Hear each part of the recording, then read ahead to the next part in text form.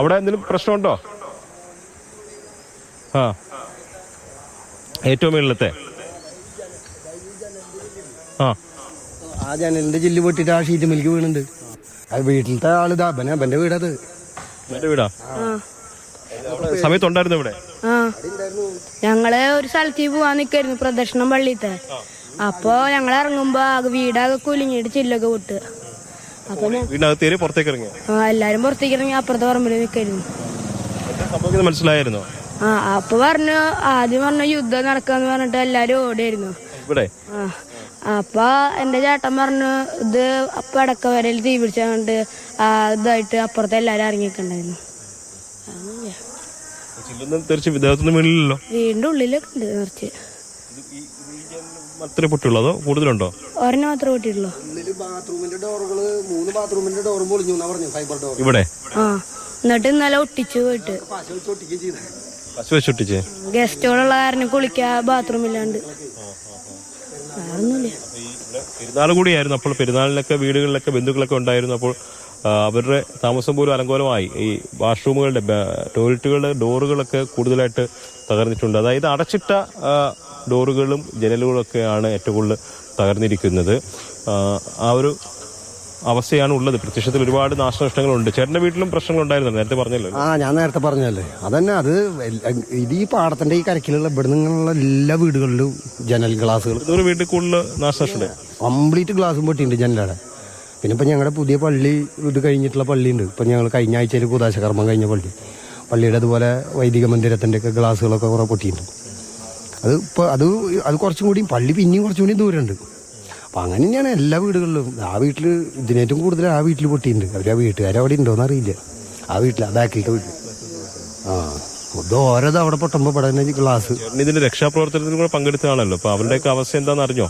വേറെ ഞാൻ ഒന്നും അറിഞ്ഞിട്ടില്ല. ന്യൂസിൽ ഈ കാണുന്ന അത് മാത്രമല്ല, 5 ആൾ അതീവ ഗുരുതര വെന്റിലേറ്ററിലാന്നൊക്കെ പറയാം. അത് മാത്രമേ കണ്ടിട്ടുള്ളൂ. ഞാൻ ഹോസ്പിറ്റലിലേക്കൊന്നും ഞാൻ പോയിട്ടില്ല. ഇന്നലെ പാടത്തന്നെ ആയിരുന്നു ഒരു വൈകിട്ട് IG അവിടെ വരുന്ന വരെ ആ സമയം വരെ ഞാൻ അവിടെ ഉണ്ടായിരുന്നു പാടത്ത്. IG അവിടെ വന്നിട്ട് ആ സമയത്ത് എല്ലാവരോടും മാറാൻ പറഞ്ഞു, ഇനി അവിടെ നിൽക്കണ്ടെന്നൊക്കെ പറഞ്ഞിട്ട്. ചേട്ടനൊക്കെയാണ് ആദ്യത്തെ രക്ഷാപ്രവർത്തകർ. അതിലുണ്ടായി. പക്ഷെ എന്നിട്ട് മുമ്പ് എത്തിയവരും അവിടെ കുറേ ഉണ്ട് കേട്ടാ. ഞാനും ആ സമയത്ത് അവിടെ ഓടിയെത്തിയെന്ന് മാത്രം. ഞാനല്ല ആദ്യത്തെ. ഇങ്ങനൊരു ദുരന്തം ഉണ്ടായ അനുഭവം ഇല്ലല്ലോ. അപ്പം എന്ത് ചെയ്യണം, എങ്ങനെ ചെയ്യണം എന്നുള്ളൊരു ഇതുമില്ല. എന്നാലും നമ്മളെ കൊണ്ട് പറ്റണത് നമ്മൾ ചെയ്യുക. എടുക്കാൻ പറ്റി എടുത്തു. അവിടെ നമ്മൾ വണ്ടി അപ്പോഴേക്കും ആംബുലൻസ്, എല്ലാവരും ആംബുലൻസ് വിളിക്കുന്നുണ്ട്. ഇവിടേക്ക് എത്തിപ്പെടണ്ടേ? പാടത്തൊക്കെ എങ്ങനെ ആംബുലൻസ് പാടത്തിൻ്റെ ഉള്ളിൽ കൂടെ പോകും? അപ്പം അതൊക്കെ ഒരു ബുദ്ധിമുട്ട് ഉണ്ടായിരുന്നു. പിന്നെ കുഴപ്പമില്ല, എടുത്തിട്ടായി കഴിഞ്ഞാലും കൊണ്ടുപോയി. പൂർണ്ണമായിട്ടും 2 ആളാണ് ഞാൻ കണ്ടിട്ടുള്ളൂ. വേറെ ആൾക്കാരാണ് ഞാൻ കണ്ടിട്ടില്ല. ആ 2 ആൾക്കും നല്ല മാതിരി പൊള്ളലുണ്ട്. അവര് ജീവനുണ്ടായിരുന്നു അവർക്ക്. അവര് വർത്താനൊക്കെ പറയുന്നുണ്ട്. അവരെ മേല് തീ പൊള്ളിയെന്ന് മാത്രമല്ലോ. അവർക്ക് കിടക്കാനും ഇതാക്കാനും ഒന്നിനും പറ്റില്ല. ആ ഒരു അവസ്ഥ മേല് പൊള്ളിയ കാരണം കൊണ്ട്. നമുക്ക് തീ പൊള്ളി കഴിഞ്ഞാൽ നമ്മുടെ അവസ്ഥ അറിഞ്ഞൂടെ? അതന്നെ. അപ്പൊ അവരുണ്ട്, ഹോസ്പിറ്റലിലുണ്ടാവും. അവര് മരിച്ചിട്ടൊന്നും ഉണ്ടാവില്ല. എന്നാലും ആൾക്കാർക്ക് അവര് 2 ആളും ഒരു 55, 60 50-55 ആ വയസ്സൊക്കെ പ്രായമുള്ളവരെന്നെ. പിന്നെ ഒരു 2 ചേച്ചിമാരായിരുന്നു, പ്രായമായിട്ടുള്ള ചേച്ചിമാരാ. ഒരു വീട് എവിടെയാണെന്നൊന്നും അറിയില്ല. അവര് ഓടിയിട്ട് വീണിട്ട് ഒരു ചേച്ചിയുടെ തല പൊട്ടിയിട്ടുണ്ട്.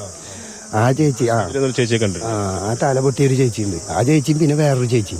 അവര് 2 ആളും പിന്നെ ഈ 2 ചേട്ടന്മാര്. അവരെയാണ് ഞാൻ ഉള്ള സമയത്ത്. കാര്യം പറയാനുള്ളതെന്ന് പറഞ്ഞാൽ, സുഭദ്ര തലയ്ക്ക് പരിക്കേറ്റ അമ്മയുണ്ട്.